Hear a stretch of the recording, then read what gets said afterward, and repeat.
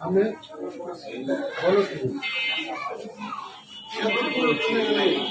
দাঁড়িয়ে কি বলতেছে আমাকে চান্দা চাইছে পাবলিক শত শত পাবলিক না পাবলিক তো আছে এখানে ছিলেন না এখানে পাবলিক তো আছে তারপরে মনে করেন যে দাতা সে ডাইরেক্ট কইতেছে যে আমার কাছে চান্দা চাইছে আমার নাম বলছে তাও আমার এই এলাকার মানুষ চিনে এলাকার সন্তান এইখানে এরা দুজন আরেকজন চারজন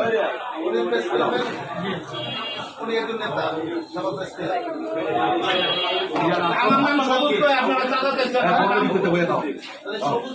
আপনাদের আমি